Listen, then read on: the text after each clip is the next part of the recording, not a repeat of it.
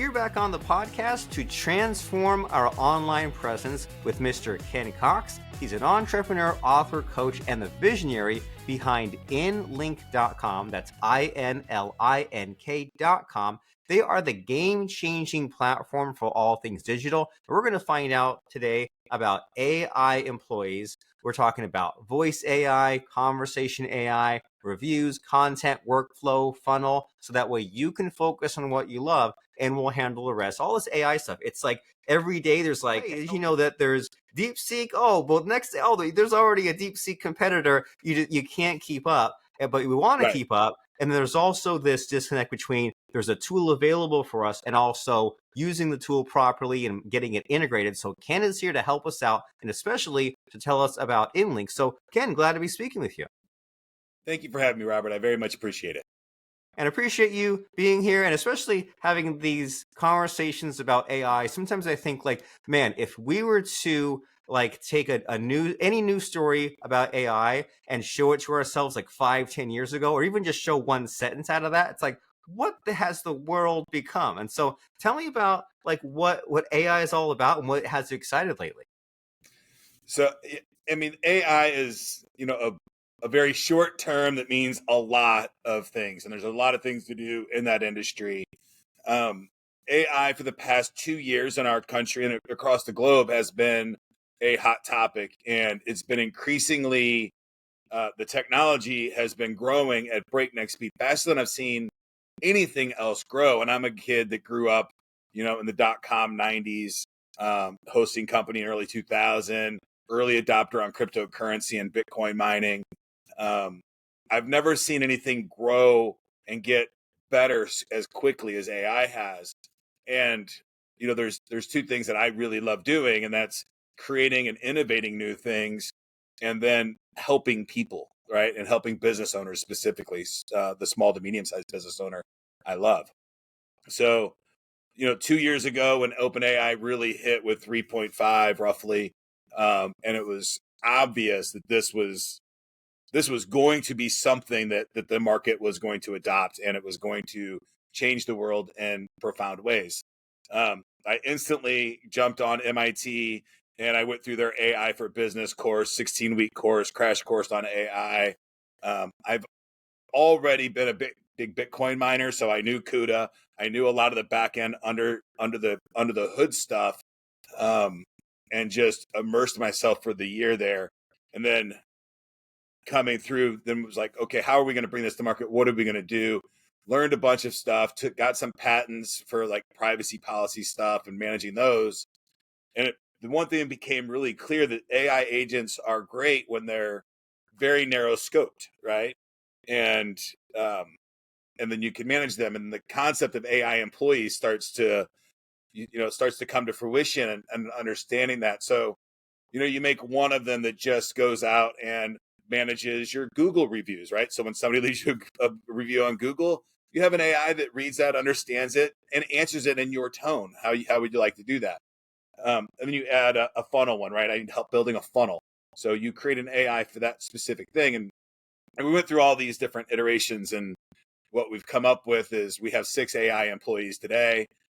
We sell unlimited AI employees, and it really does work.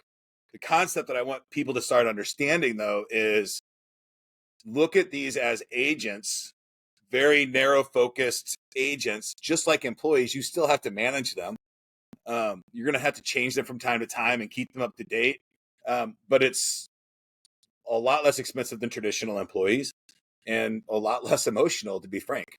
So it's been really cool, and seeing it implemented in a small business, giving those tools to a small business owner has been, just very rewarding in its own too. So I love it. We're finally in the future. Like computers are finally delivering what they were supposed to be, right? Early on, it was like, oh, what can a computer do? Oh, word processing, games.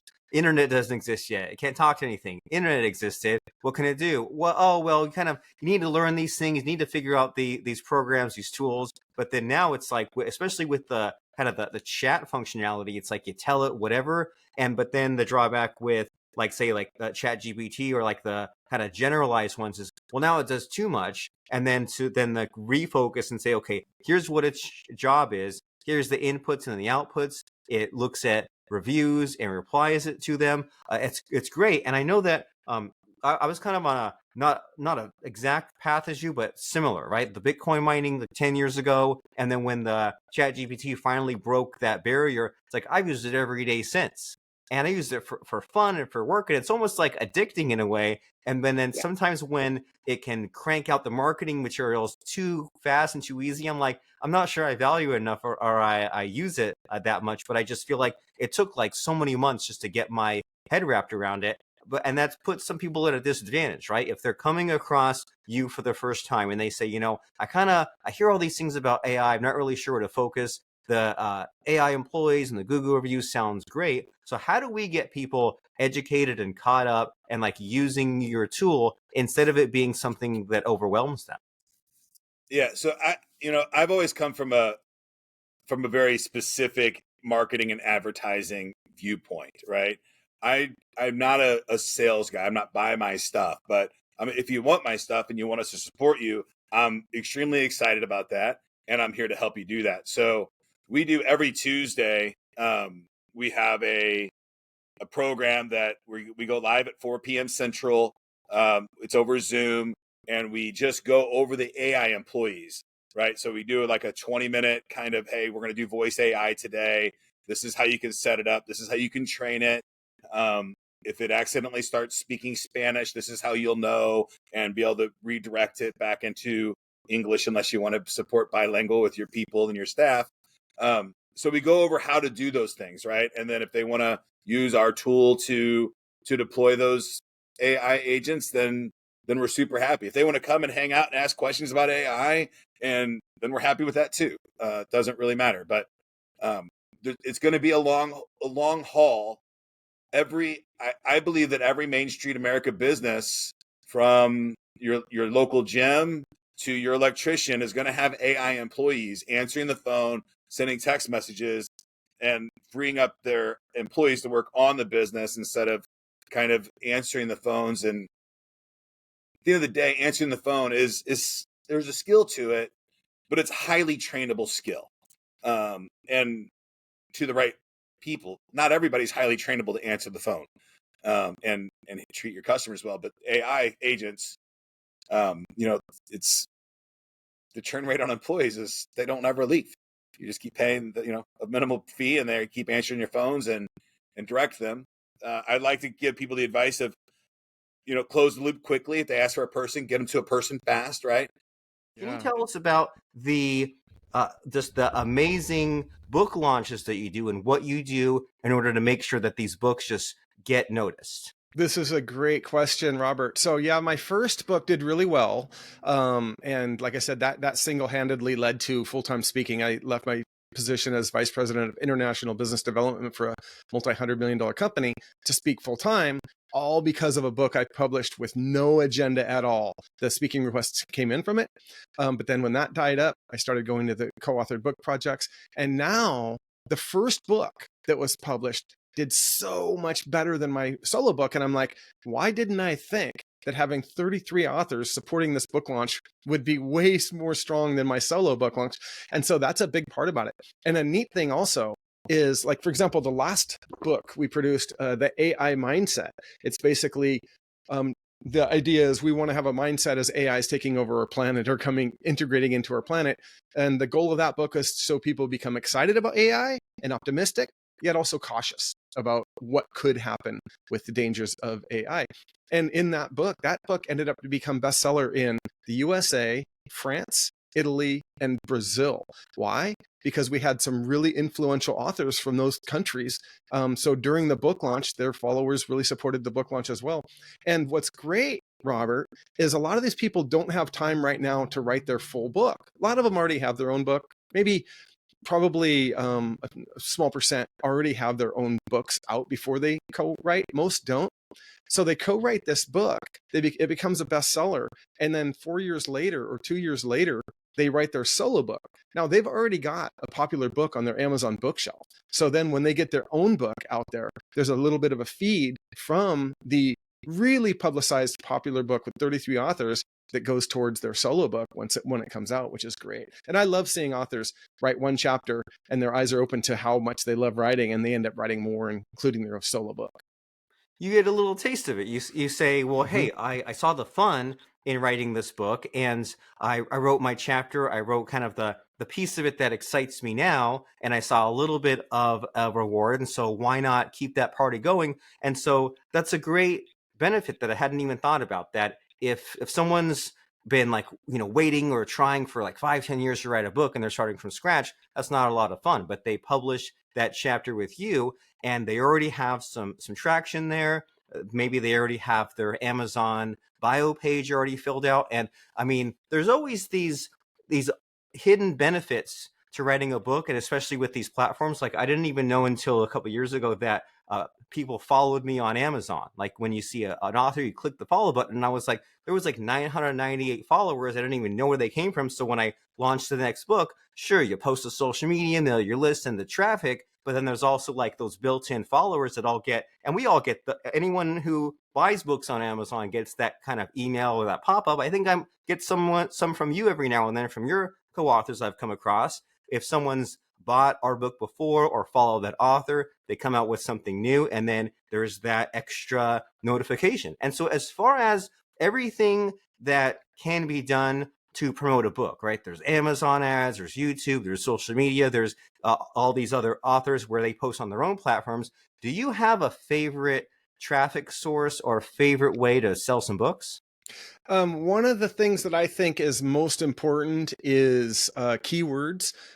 There's actually a software program. So I started coaching a lot of the prior authors when they were writing their own books, coaching them how to get their book published.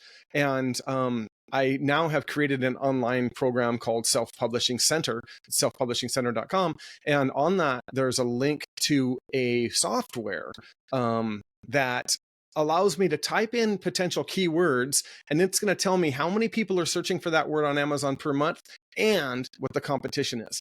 So I will type in for 10 minutes, just random keywords. And for example, a mountain climbing book on Kilimanjaro, I might write, mountain climbing Kilimanjaro, and it tells me how many people are looking, how many or what the competition is. But then I might just write hiking Kilimanjaro books, and it tells me, and I'll be able to really hone in on exactly what the best keywords are. You can do it for categories as well on that site.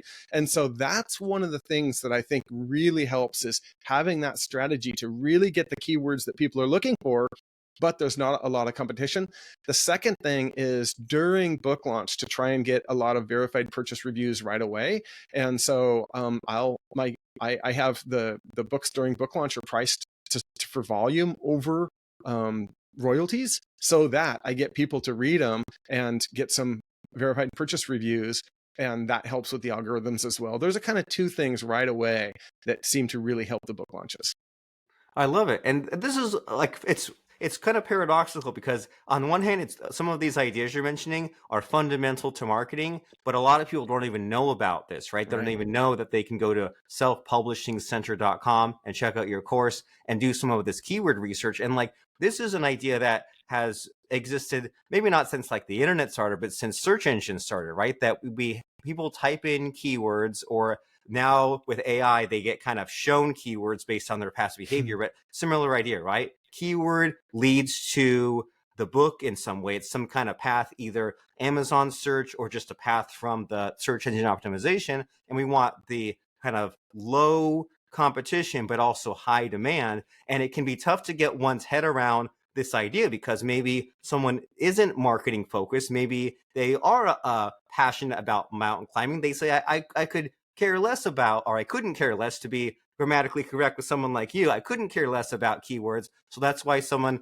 like Eric and his team should be doing this for me. And so I'm always in awe at these people that really have book launches dialed in at the timeline, or at the upfront work that they do it, right? They follow up with the co-authors so many times. They create so many marketing materials, because there's like, there's so much gets ignored on the internet, right? So many lurkers. We have to put so much marketing in place just to get a tiny little percentage, but that's how we beat other people. And when people talk about like book launches like 6 months or a year, or like all these speaking gigs. I'm like so impressed by the volume. And I'm like, if I can learn from that and apply just a small fraction of what they do, then man, that would really up my game as far as book sales. And so with the, is there anything to say about like the unexpected amount of work that's done with these book launches in order to like get to the numbers, the sales that you achieve? Uh-huh. Yeah, one is that like I said, the verified purchase reviews. Usually what I'll do is I'll find somebody who's outside of my inner circle, so not going to be my wife or someone super close to me, but somebody outside my circle, and I say, hey, do you mind buying the book launch and writing the review? And one of the things I found is that everybody's going to say yes, but then we get busy. We're just in busy lives, right? But it's really important. So if I ask 20 people, 17 of them are going to say yes, and they're not going to decide not to do it. They're going to forget to do it. And so I have learned that if I seriously want these, because they do help the book launch, they're important for the book launch, I need to be a little bit proactive and say, hey, did you write that review by chance? Oh no, I'm going to get to it tomorrow. And sometimes I follow up 2 or 3 or 4 times, and I don't want to be a pain to them. But and if I say, if you don't want to, that's fine. However, if you do, would you mind doing it by tomorrow, because it's kind of important for the book launch? And so just kind of, I don't like to bug people. That's part of my nature. So I have to get out of my comfort zone a little bit and follow up with them and realize that they do want to help me. And so I'm not pestering them and begging them to do it. I'm just reminding them, because in our busy lives, it's really easy to just forget about it and let it go off without happening. 100%. We all get distracted, right? We all make promises, and even it's not like we flake, so to speak. We just forget we made the promise. We wanted to do a nice thing, and we just needed that extra little bit of follow up. And that's a mindset that is on my mind all the time. That they used to say, well, it takes 7 follow-ups to get a sale, and then they said like 8 to 12. And even these days, I'm like, it takes 8 to 12 follow-ups just to get someone on a Zoom call, just to get someone to reply to an email. So with that expectation, we can say, well, let's kind of navigate the back and forth of, okay, well, I don't want to be like annoying or too persistent, but I also want to get some results. And all the more reason to work with someone like you to plan ahead, because you and I have been saying many times in this conversation, it's so easy to get distracted, so easy to get busy. You put all this time into writing a book, and then you had to get back to coaching clients or 9 to 5 or whatever, and then to keep revisiting this book launch, it makes a lot more sense to work with a team, to work with people that kind of eat, breathe, and sleep the stuff. That way they can just say, hey, well, this is our focus, this is what we do. And so like you've put out so many amazing books, helped so many amazing authors. I know it's a really loaded question, but is there a logical entry point? I know you said like those first couple books, it took a while to get like gelled, dialed in. And so is there like a book that you feel is, I don't know if it would be like the best, but if someone says, let me find out what Eric's and his authors are all about, is there a best book and is there a best author? So no is the quick answer. However, one of them is definitely the most popular, and it happens to be the first book, The Successful Mind. And it's basically that one is Jarir Bookstore bought the Arabic rights for it, and they're selling that book in the Middle East. It's in 2 university classrooms, so that one has gotten kind of the most fanfare. And the exposure wise, the last one, the AI Mindset, just because it's so timely right now, this one has volume wise actually probably done the best. And then there's one, The Successful Spirit. This one is what kind of changed a little bit from mindset to performance. And in that one, we had 3 Olympians wrote it months before the Tokyo Olympics, and then 2 of them won medals. And one of them actually competed again in the last Olympics, Gabby Thomas, and she got 3 golds, I think, and in track and field. And so that was really fun to have these authors write about their performance style and then compete in the Olympics and prove it with gold medals, which is pretty cool. And the reader feedback from that book really pushed me in the direction of performance and productivity. And so I follow the reader feedback. My number one goal is that the readers get value. My second goal is that the authors also benefit from being part of the books as well.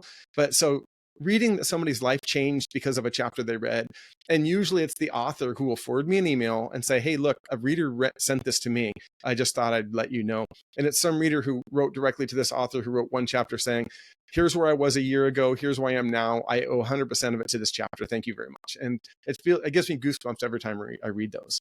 Of course, that's got to be an amazing feeling for everyone involved, especially the author who received it and then pass it on to you. And so I love this idea of the feedback loop of saying, well, we'll put out a book and then we'll look at what people like the most about it and get that kind of intuitively within us. And then moving forward, we say, well, hey, let's do more of that. And so it's always so much fun to say like geek out about books, because like your shtick is to get people gathered together, and you can read about book publishing all day long or what's possible or read books, but then just to get that infectious energy with something, it's like you experience it and it's so much fun. And in our last few minutes here, I want to make sure that we cover the bases. So is there like a missing hidden question that I just don't know to ask you that I should be asking you?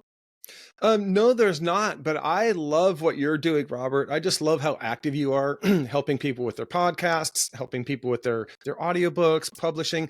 Just you're one of those people who I love to see in action, because I think, sure, we all want to make money. That's a goal. But I think you do it to be helpful first, with the residual impact that you make money from it. And I really love seeing that, Robert. We need that's a model of person that I like to be around. Yes, 100%. We want to be around people that are also achieving, that challenges us, that encourage us. And we're both compilation book. I don't know if like buddies is the right word, but I have a client where I put out 15 compilation books with 120 authors over like 4 years. So some of these stories that you're mentioning, and especially like moving the authors along, being like, hey, get that chapter in. There's a lot of, it can be a lot of fun, right? It's adventurous. And so if someone says, okay, I love what Eric has going on. The book covers look amazing. The stories look amazing. The people are great. It's great to have a team that can do the book launch with me. Don't have to write so much. Be associated with amazing people, Olympic medalists, and who knows what. What's the next step here? How does someone know if they're a good fit for these compilation books, and how do they take the next step and find you and contact you? Yeah, so I'm pretty hands-on. So my email is eric@ericseverson.com. The website, I've got ericseverson.com is my personal website, and then the business website, of course, is selfpublishingcenter.com. People can contact me directly from any of those sources. And for the co-authored books, there is if it's somebody I've spoken with, they're kind of in if they want to, if we have a good conversation. But also there's an application process for people to be part of the books. But for writing a solo book, that's where a lot of people reach out to me. And one of my favorite things to do is show people how simple it is to go from idea to completed manuscript. And then the next stage is from manuscript to published book. And then last stage is the book launch. And so my whole goal is to make it as simple as possible, to take that mystery out. And particularly writing the book, I think the biggest mistake people have is they think of the whole book at once and they freak out. They just get paralyzed. When my biggest advice at the start is only think of one small section at a time. 5 sections becomes a chapter. 15 chapters becomes a book. It's going to get there, but only think of it as one tiny section at a time. And everything starts with one step, as they say. I love it. And I think when I was a kid, I got stuck in that problem of like having like the most grandiose, epic outline and scope. And then I just kept revising that. And I'm sure there was some kind of procrastination, self-sabotage involved. But then as far as the writing advice, when they say, well, hey, if you have this big, like epic, whatever plan, just look for like the most exciting part of that. And there's something like Arthur C. Clarke's got his book 2001, but then there was a short story called The Sentinel where they discovered the monolith. And like he started with that, and it's kind of like more micro commitments, right? You figure out what is the most exciting part, that takes shape, and then that can be the version of your chapter that goes in the compilation book. You get some feedback, people use it, you see some sales, you get excited, and you say, all right, now that might even change the trajectory of the larger picture just based on what the feedback, because it's based on what people like, what helps people, not just what I imagined in my own head. So we said selfpublishingcenter.com. And then from there, we can go and find the applications, or we can find your email address. And as far as social media, where should we go? LinkedIn is by far my most powerful. I'm on, LinkedIn, I'm on X, I'm on Instagram, but really LinkedIn is where I'm most active, and it's Eric Severson on LinkedIn. All right. And that's what we should all aspire to, right? Especially authors, to say like, well, can I get my name registered? If possible, great. And can I get the same username across all platforms? Even better that way. If someone is listening to a podcast or watching YouTube and say, hey, I really like what this person has to say. Well, let me see if they have a book. Oh, geez. Let me see if they have a book, and maybe it's a book that they are a co-author with one of Eric's amazing publications. So Eric Severson on social media platforms, selfpublishingcenter.com. And before I let you go, Eric, it's time to put you on the spot and ask a question that I asked my guests at the end here, which is there a fun quote or lesson that has served you, helped you in the past in life or business that you can pass on to us? I think the biggest is I love being in a room that makes me uncomfortable. I didn't know what imposter syndrome was, but when I had it, and now when that feeling of imposter syndrome comes up, I revel in it because it makes me know that I'm pushing myself. I want to be uncomfortable because of the people I'm around, because I feel they're all better than me. And it helps me feel better or grow, push myself to be as good as I can. So I think that's it. I love it. It's very well put that we should pursue being uncomfortable. Sometimes you think about imposter syndrome as something bad or to be avoided, but you're saying pursue that because that is the path to growth. And especially for you authors out there who want to grow and who want to become published authors with Eric's help, that's ericseverson.com and selfpublishingcenter.com. We will see you there. And thanks, Eric, for enlightening us, being cool, sharing some cool stories. Really appreciate it. Thanks, Robert. All right.